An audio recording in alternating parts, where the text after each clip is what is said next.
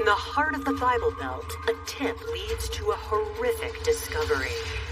I'm thinking, how terrible of a crime do I have here in Garvin County? They take off one of the lids and they see body parts. Police land on a suspect with a harrowing account.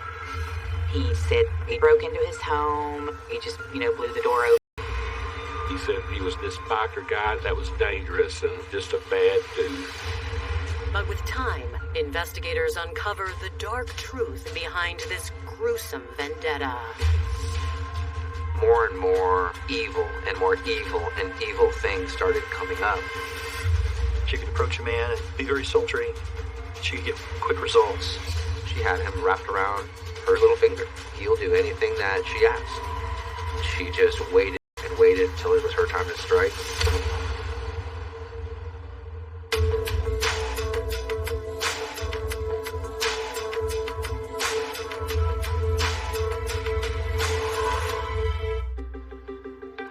A little south of Oklahoma City, Garvin County is the kind of place where folks take pride in their small-town values.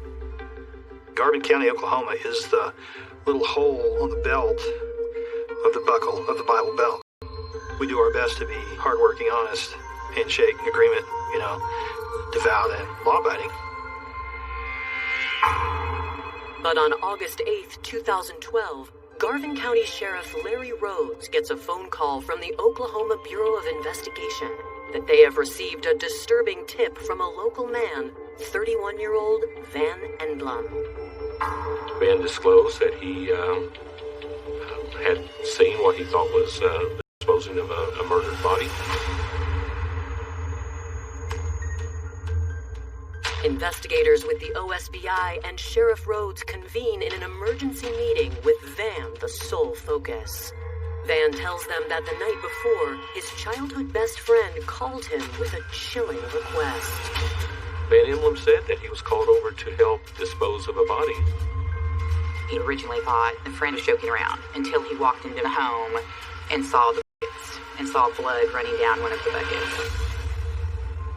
He was presented with five-gallon buckets and a dog kennel. The dog kennel was covered with a tarp. Van tells investigators that when he realized what he was looking at, he froze. It was a dismembered body.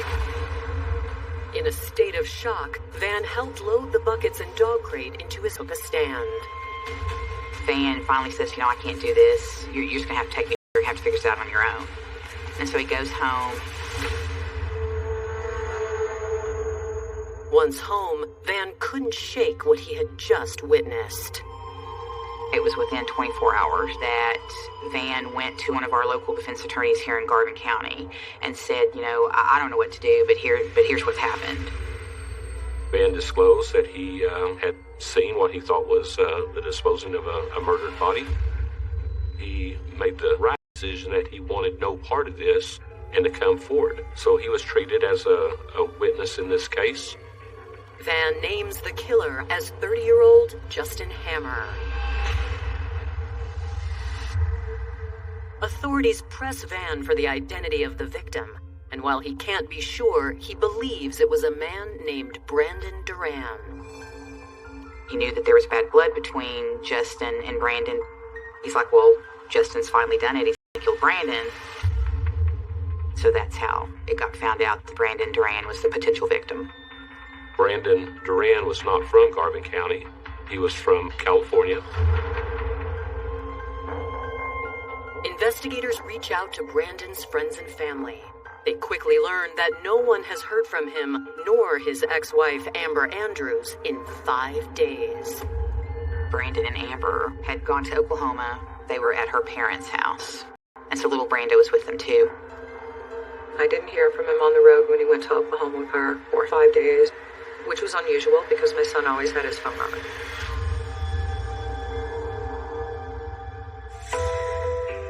Born in 1980 in San Diego, California, Brandon Duran had an adventurous spirit from the start. Brandon loved San Diego. There's lots of places that kids can just be kids. There's fields and there's horses and places they can skateboard and ride their bikes. Brandon's parents divorced while he was young, with his mom living in San Diego and his dad in New Mexico. However, they remained dedicated to their son. We tried to give him the best of both worlds. When Brandon was in New Mexico, his father shared his lifelong passion with his son. He started working on motorcycles with his dad at a young age. Every time he would see his dad, he would help him work on his bike. His father had been a member of the Banditos Motorcycle Club. He wanted to be just like his dad, and he was really successful at that. By the time Brandon was 25, he was successful enough to make an enduring... The right chopper. It was an amazing, beautiful motorcycle. He had his leather seat with his name stitched on it. He had this big trailer. He would, cart around his motorcycle. He wouldn't leave his motorcycle anywhere. But in April of 2005, tragedy struck when 25-year-old Brandon lost his father. His dad went in for a liver biopsy, and he just didn't make it. It was very difficult for Brandon to lose his father. They were very close, and it was devastating for him.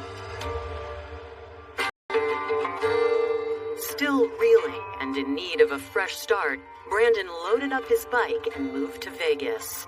There, he started spending time with the local chapter of the Banditos. Brando, lift him up. Oh, you guys, lift him up. It broke him, definitely, because his dad was his hero.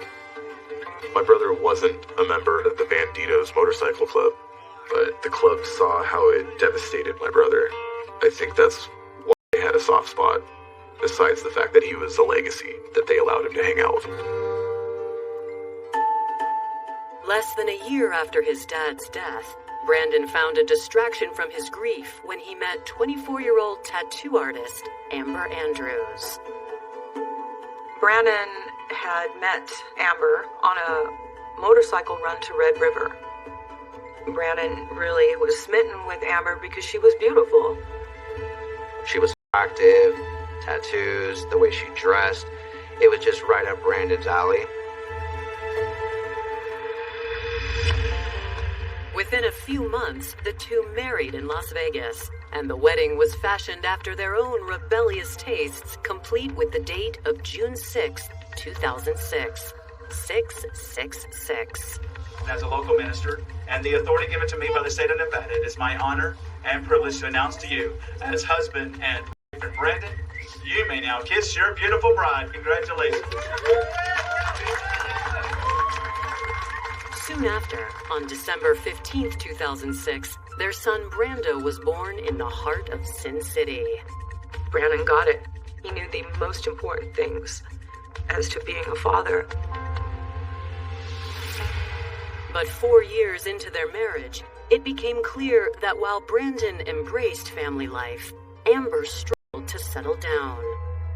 She would go out at all hours of the night, and that ultimately led to their divorce. Brandon is granted full custody.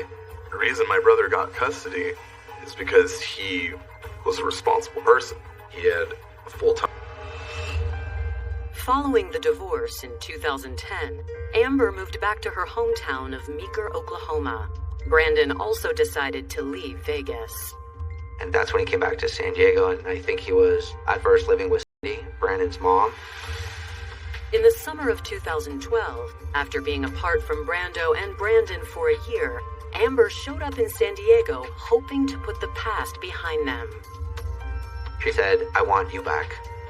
I want that life that we initially had. He loved his wife, and he wanted his family unit together. The couple decided to make their fresh start in San Diego, but Amber asked for one favor before their son started school. She's like, can we just take Brando back to Oklahoma to see my family before he starts kindergarten? Brandon agreed. He had this trailer that he'd pull his motorcycle in and load it up and was on his way to Oklahoma. They were only supposed to be gone for a week, and they went, and my son never came back. Now, nearly a week after the young family left California, a man named Van Enblom sits before police, claiming his friend Justin Hammer may have killed Brandon. Van Emblem didn't believe that happened until he saw it with his own eyes, and that's when he freaked out. With the passage of time and the potential for someone to be altering a crime scene, that was very important to us to act quickly. With such an extraordinarily violent crime being reported, investigators prioritize finding Justin Hammer. They wanted to get him in custody. He's obviously a danger to the community. Coming up, authorities get one side of the story. He had stated that Brandon broke into his home. And learn of a love triangle with a dangerous twist. He said Brandon had made threats that he would essentially have the Banditos take care of him.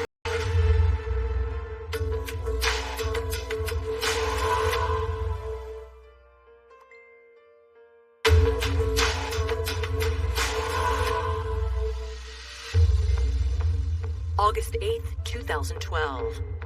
Acting on a tip from Van Emblem, Garvin County investigators believe 30-year-old Justin Hammer may have committed a grisly murder. Investigators ask Van to help them bring Justin in. They had Van call him as a ruse to set up a time to get together so that they could hang out. And while they were doing that, we pulled him over that night at 1:30 a.m. Justin was very quiet. Strangely enough, it's almost like I felt like Justin thought, I'm caught. Under questioning, police press Justin for the name of his victim. Justin quickly admits it was Brandon Duran, just as Van had suspected. But he says he didn't want to kill Brandon. He was forced to. I freaked out. I didn't call the cops. I should have called the cops. Was it self-defense? Did he come to your house looking for a fight? I don't want to go to jail. It was pure self-defense.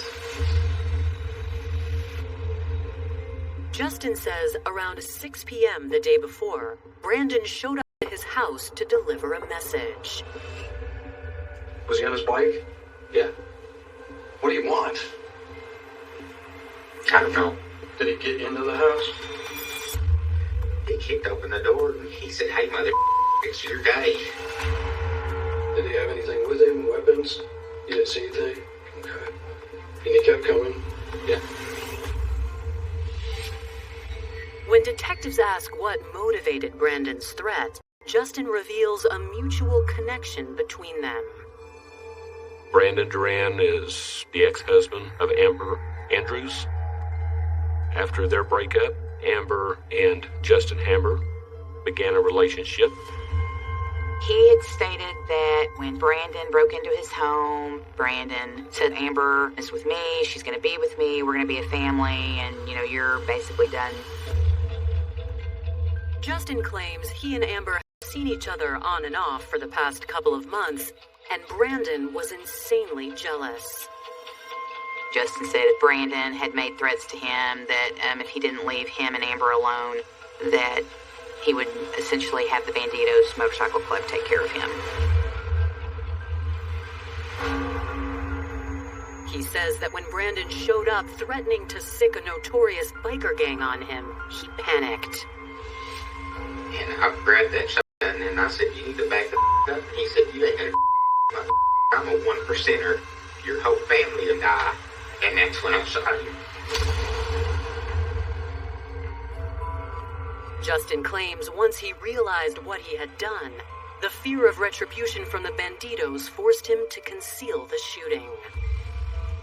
The Banditos are a 1%er gang.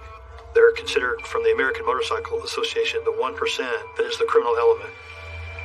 Justin Hammer had told the OSBI investigator he feared Stuff that you used to clean up. I want you to walk me through step by step. How many pieces did you take off of his body? I didn't count them. I don't know. Justin said he was using what they call a Sawzall blade to cut his body into pieces and put into the paint buckets and dog crates. According to Justin, Van helped him load the remains remains into his truck, but that's when Van panicked and left. Justin then drove to a pond on the backside of his property where he dumped the buckets and dog crate. Anybody help you? Van went out there with you? No, sir. He put him in concrete in the buckets, hoping that the concrete would set up and just completely sink the buckets to the bottom of the pond. He also got rid of Brandon's beloved motorcycle. Here's his It's gone. He had contacted a family member of his and asked him if he wanted the parts to a motorcycle, and the family member came and got the motorcycle. He doesn't know anything. He just knows that you got a bike to him. He don't know nothing except for that I called him and told him that somebody brought me a bike that I didn't want. Justin is placed in lockup as a team is dispatched to his property to recover the remains of Brandon Duran. As for the source of the men's rivalry, another team of officers find Amber Andrews and her son safe at her mother's house in Meeker, Oklahoma, 99 miles from where Brandon was killed. Amber is visibly shocked to learn that the father of her child is dead. She said that she had been with him, that they were contemplating getting back together, and that she was upset. Amber admits that the reconciliation had been bumpy because she hadn't completely cut ties with her on and off boyfriend, Justin. In fact, only a few days into the Oklahoma trip with Brandon, Amber claims that they'd gotten into a heated argument about Justin. The day before, she'd had to go to a doctor's appointment, and she claims that once they got down to Garvin County, he got mad at her, took his motorcycle off the back of the truck, and just drove off. She claimed that he left in a rage to confront her boyfriend, to tell him to back off. After the argument, Amber says she went back to her mother's house to meet a friend. Aaron Smith was a friend of Amber's. She'd gone over to Amber's mother's home to have Amber work on a tattoo. At the home of Justin Hammer. During the search of the house, they quickly find evidence that seems to contradict Justin's version of events, starting with the claim Brandon kicked the door in. They could tell from the way the door had been kicked that it had actually been kicked from the inside, not from the outside. There is a distinct shoe print on the door. Sure enough, we find a pair of Nike shoes in Justin Hammer's home that had that exact same pattern on them. Investigators also locate a gun safe. There was a .410 shotgun there, and Justin admitted to using the .410 shotgun. Inside the gun safe, they found the pistol. That was our first indication that two different weapons may have been used. Then, investigators find something in the safe that further pokes holes in Justin's story. Right next to that pistol was a list of all of the things they needed to buy to dismember Brandon's body. The buckets, the saw blades, the materials and cleaners to clean up the crime scene. Between the two guns, the staged break-in, and now the shopping list, Justin's self-defense claim is quickly falling apart. This crime was not perpetrated by someone who did it on the spur of the moment.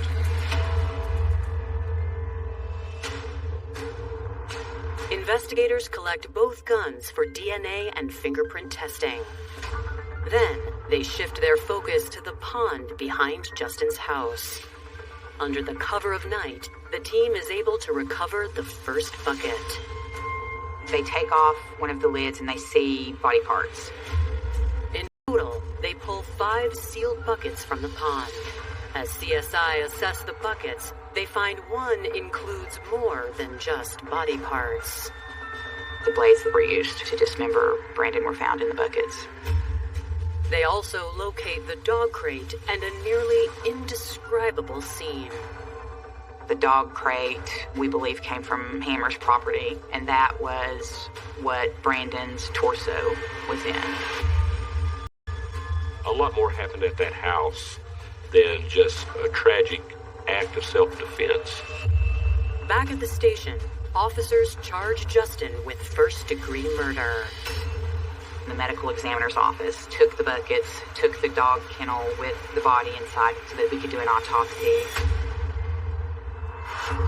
Coming up, the autopsy points to a... and investigators learn disturbing details of a romance gone off the rails. He was telling me that she just goes off and hits me and hits me and won't stop.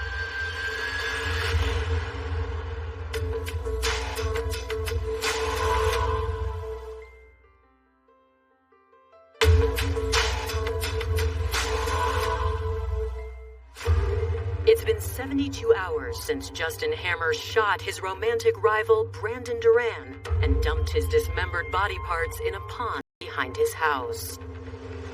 After investigators recover the remains, the medical examiner begins the daunting task of an autopsy. She said that the body was cut up, I believe, into 25 pieces. He was using a Sawzall blade to do that, to cut his body. His head, his arms, his legs were cut into pieces. The autopsy reveals Brandon was gunned down not by one weapon, but two. There were two different calibers used to kill Brandon Duran. They found 4 bullet holes. 3 of them are from the pistol, 1 of them is from a shotgun. According to the medical examiner's office, the 22 bullets entered the top right of his head that were in this area. And then, when he was in a side recumbent position, he was already down. And somebody stood over him, Bonnie and Clyde style, and shot him in the face with a .410 shotgun. Investigators find it unlikely that Justin took the time to switch weapons after the first 3 shots. That leaves them with a new working theory. There was the potential that someone else may have been involved in the murder of Brandon Duran. Was Justin covering for someone? He'd made it clear that Van Emblem was not an accomplice. There was no reason not to believe Van Emblem in what he told us that he witnessed. He gave details that were believable, but it was still unbelievable that he acted alone. With more questions than answers, investigators dig deeper into Brandon's personal life.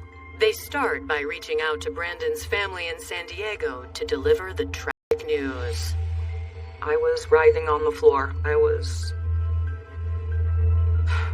My whole world ended. My children are my everything. My mom got the call. She was hysterically saying, "He's dead. They killed him." And I'm like, "What are you talking?" Investigators ask Brandon's family about his affiliation with the Banditos. Justin Hammer portrayed Brandon Duran as just a bad dude. Brandon Duran wasn't that.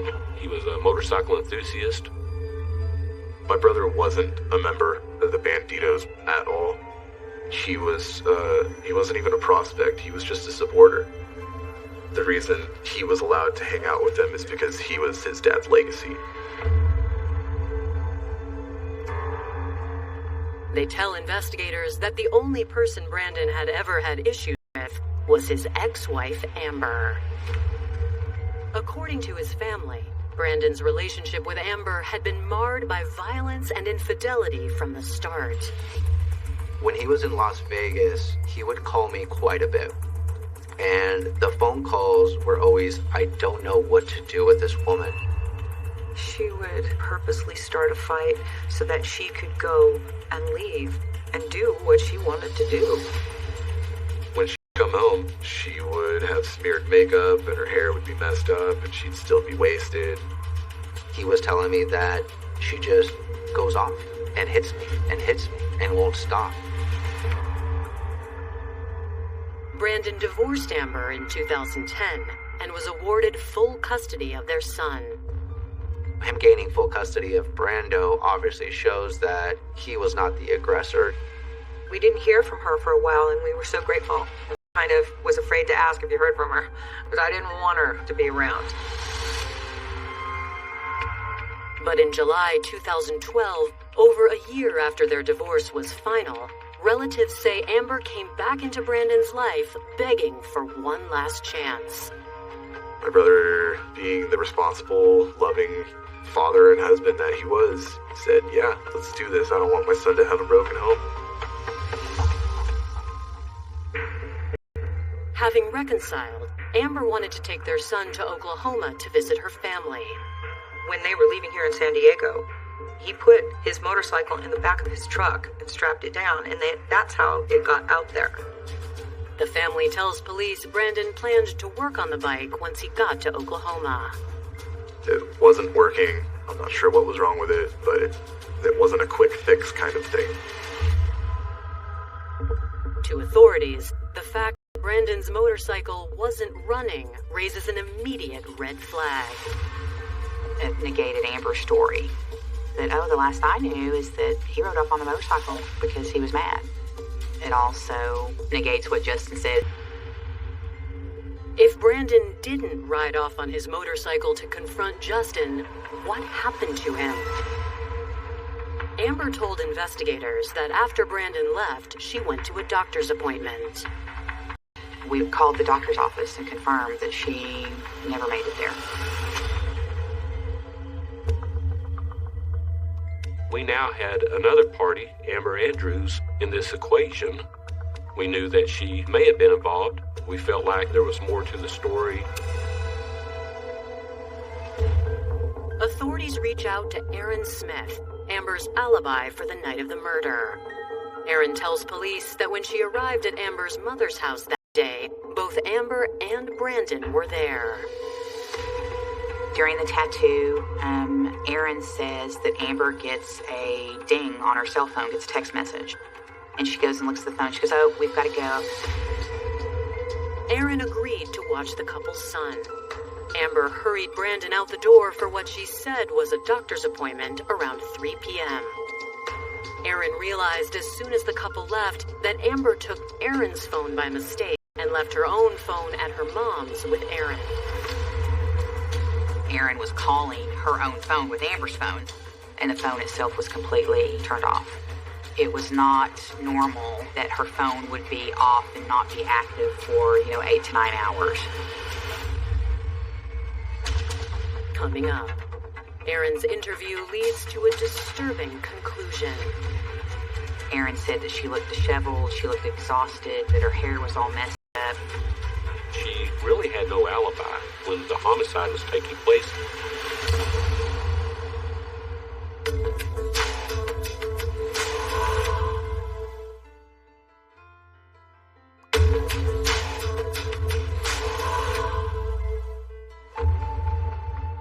Authorities in Garvin County, Oklahoma are honing in on Amber Andrews as a possible accomplice in the murder of her ex-husband. Amber's alibi for the night, her friend Aaron, says Amber showed back up at her mother's house around 11 p.m. after leaving Aaron to babysit her son for nearly 8 hours with no explanation. It just struck me odd that she shows back up at home in the pickup, absent Brandon and absent the motorcycle. Aaron said that she looked disheveled. Aaron inquired, well, where's Brandon? And she said, well, we got to a fight. He got in his motorcycle and left. Then Amber made a strange request. And she's like, oh, by the way, it's up here. She's thought, well, no, I don't have a receipt. Why in the world do you need a receipt if you haven't done anything that you need to conceal? Police secure phone records for both Aaron and Amber's phones. It's clear from the records that Amber turned Aaron's phone off when she left her mom's house at around 3 p.m., and it wasn't turned back on until an hour before she returned. So Amber had a period that she really had no alibi for, and we know now that that's when the homicide was taking place. On Amber's phone, investigators find a single text message from Justin at 3 p.m., the exact time Amber rushed Brandon out the door for the alleged doctor's appointment. The text message was a text message from Justin Hammer that said the ink is ready. We think that was code for everything's ready, get Brandon down here so we can murder him. While Erin's statement and the text message all point to Amber's involvement, authorities still can't place her at the crime scene. And calls to Amber's friends reveal that her reconciliation with Brandon was fake. It was, in fact, a ruse, and not to get her family back together, but so that they could kill him. One thing that the friends that were interviewed had always said is Amber would work up Justin and really badmouth Brandon. It would get him fired up, and he'd start saying, I'm going to kill that MFer. And then Amber would chime in, yeah, we're going to kill him, and he even said, I'm going to shoot that in the face. We knew that she may have been involved, but we did not have any evidence to make an arrest of Amber in this case. Investigators revisit the evidence collected during the search of Justin's home. They hone in on the macabre shopping list found in the gun safe. Investigators compare the handwriting to a signed document Amber had left in Justin's home. We did handwriting analysis. They compared and they were similar. And this is her handwriting on both. Further proof comes when investigators contact the local hardware store. They find Justin Hammer on surveillance footage the night before the murder, purchasing the items from Amber's list. Justin Hammer was on video buying the buckets, buying reciprocating saw blades of several kinds. He was driving his pickup, and that evidence at Ace Hardware and the video at Ace Hardware really certified this was a very deliberate and planned murder of Brandon Durant. Substantial evidence against Amber. Prosecutors first focus on Justin's trial and conviction. You really wanted us to focus on Justin's trial and to get Justin Hammer's case through the criminal justice process so then we can then focus solely on Amber. For 2 years, prosecutors prepare for Justin's trial while Amber remains a free woman. The Department of Human Services had taken custody of Brando when this happened because when it happened, of course, his father's murdered and his mother was being questioned by police. In July of 2014, Justin Hammer's trial gets underway. Even though a mountain of evidence says otherwise, Justin takes the stand and continues to claim that he acted alone and out of self-defense. Justin never ever threw Amber under the bus, never implicated Amber at all. He attempts to explain the 2 different guns used to kill Brandon. Justin Hammer did say that he'd used 2 weapons, one in each hand. Kind of strange that, someone acting in self-defense would get 2 different type weapons. That was odd in itself. When confronted with the footprint evidence, Justin has a new explanation for what happened. He tried to then say that Brandon forced the door open with his shoulder. Justin also claims that the items on the list written by Amber were intended for a home improvement project, not to cover up a murder. He just so happens to buy these things right before he kills Brandon. We didn't think that that was very credible. In the end, the jury agrees. They find him guilty of murder in the first degree. He was sentenced to life imprisonment without the possibility of parole. We really felt like justice was served with that sentence.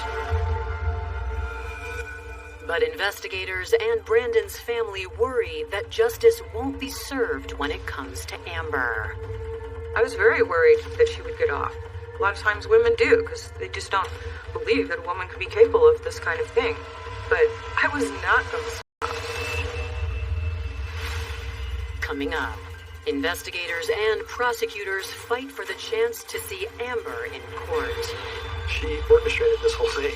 She was very good at manipulating men, a master of it, in fact. I don't think there was any stopping Amber Andrews.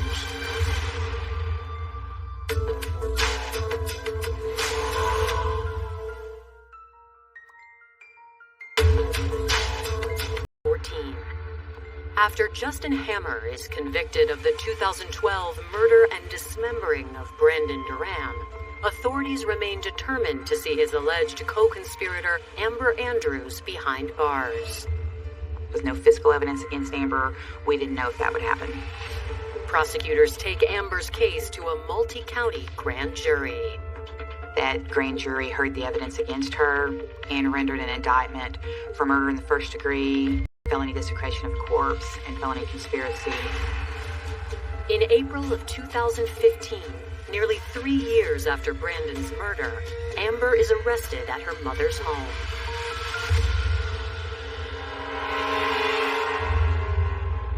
After they arrested her, prosecutors spent almost 2 years building this case. They were able to basically very patiently cross all their T's and dot their I's to make sure they had the goods on her. In the spring of 2017, Amber's trial is finally underway. She pled not guilty. The defense was simply that she was not there, she did not do it, and she had no prior knowledge that it was going to occur, that Justin Hammer acted of his own volition. Prosecutors counter by painting Amber not only as an accomplice, but the mastermind.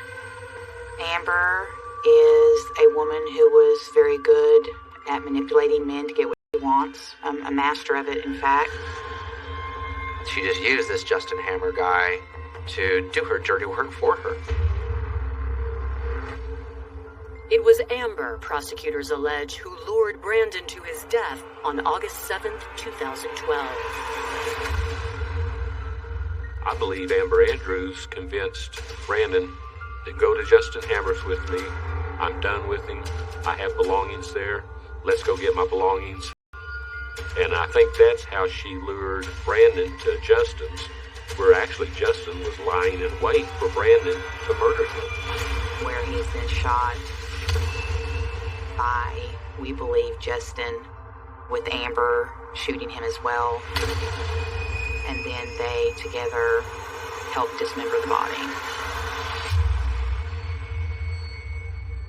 The fact that Amber's fingerprints weren't on the guns doesn't diminish guilt in the eyes of the law. They never proved whether Amber's the one that fired the .22 pistol or the shotgun. They didn't have to place her as one of the gunmen. If you aid and abet in a premeditated homicide with malice aforethought in the commission of a crime with a firearm, it's first-degree murder. When it comes to Amber's motive, prosecutors allege it's nothing less than pure Parent than she was, that he was more stable, provided a better life for little Brando, and I think she wanted Brando at all cost. She killed him because he had full custody.